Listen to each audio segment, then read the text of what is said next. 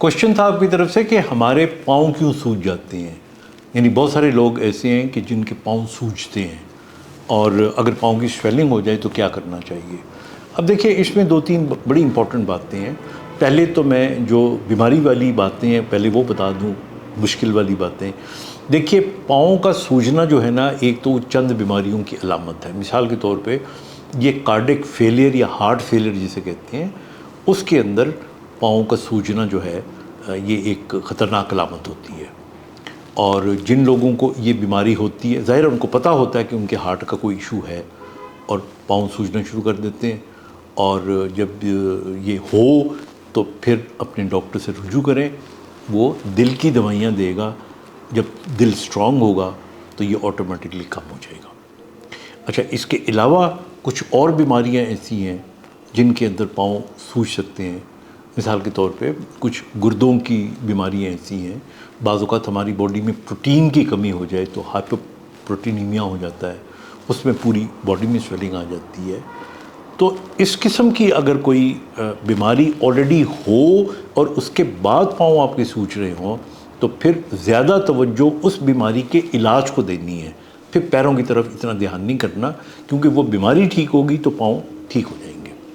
अब हम आते हैं एक ज़्यादा जो आम सी बात है पाँव सूजने की, और जिसमें कोई बीमारी नहीं होती। ख़ास तौर पे बड़ी उम्र के जो लोग हैं, चूँकि उनका जो निज़ाम होता है खून की नालियों का, वो इतना एफिशिएंट नहीं होता यंग लोगों की निस्बत। तो वो अगर पाँव लटका के ज़्यादा देर बैठे रहें या हवाई जहाज़ में लंबा सफ़र करें तो उनके अंदर इम्कान ज़्यादा होता है कि उनके पाँव सूज जाएंगे। अच्छा, इनका फिर हल भी बड़ा आसान है, और हल ये है कि ये अगर पाँव सूज जाते हैं तो ये रात को सोते हुए पाँव के नीचे तकिया रख लें, पाँव ऊंचे कर लें। इसी तरह जो ज़्यादा देर बैठ के काम करने वाले लोग हैं वो पाँव के आगे सोफ़े पे या कुर्सी पे बैठे तिपाही रख लें या कोई सपोर्ट रख लें, ताकि पाँव थोड़ा सा एलिवेटेड हो, तो इनके अंदर ये स्वेलिंग नहीं होगी। अच्छा, कुछ लोगों को वेरिकोज वेन्स होती हैं, मतलब उनकी जो खून की नालियाँ होती हैं वो उसकी वजह से एडीमा होता है और उनकी स्वेलिंग हो जाती है। वो अगर अलामत हो तो उसमें डिस्कलरेशन भी नज़र आएगी आपको, बाज़ औक़ात ख़ारिश भी टांगों में हो रही होती है। देन अगेन आपको डॉक्टर के पास जाना पड़ता है। इसी तरह बाज़ औक़ात चोट लगने से भी स्वेलिंग हो सकती है, एलर्जी होने से भी स्वेलिंग हो सकती है। तो ये तो सारी वजूहात वो होंगी। आज जो मेन चीज़ मैं बताना चाह रहा हूँ, जो क्वेश्चन था वो एक आम आदमी का था कि कोई बीमारी नहीं है और कुछ भी नहीं है और पाँव की स्वेलिंग होती है, तो 3 काम करें। एक तो मैंने ऑलरेडी बता दिया कि जब आप लेटे तो पाँव वाली साइड पे तकिया रखें ताकि पाँव ऊंचा हो आपका। इससे बहुत जल्दी आपको कुछ दिनों के अंदर ही आपको आराम आ जाता है, नंबर 1। नंबर 2, अगर आप चाहें तो अपने पाँव को ठंडे पानी में डिप करें, 5 से 10 मिनट तक डिप करें और 1 या 2 दफ़ा दिन में करें, तो इससे भी आपकी स्वेलिंग, जो नॉर्मल लोगों के पाँव की स्वेलिंग होती है, वो कम हो जाएगी।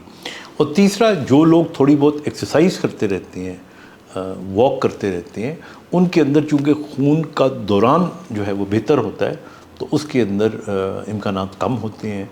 और वो लोग जिनके प्रोफेशन में प्रोलॉन्ग स्टैंडिंग आवर्स होते हैं, उनको बीच में थोड़ा रेस्ट कर देना चाहिए, टांगों को हिला लेना चाहिए। और ख़ास तौर पे बड़ी उम्र की ख़वातीन जो किचन में बहुत देर तक खड़ी होना पड़ता है उन्हें। इसी तरह प्रोफेशंस के अंदर मैंने देखा है, अगर बड़ी उम्र के जो पुलिस अफसर्स होते हैं या उनको ट्रैफिक में खड़ा होना है बहुत देर तक, तो वहाँ पे स्वेलिंग होने के इम्कान ज़्यादा होते हैं।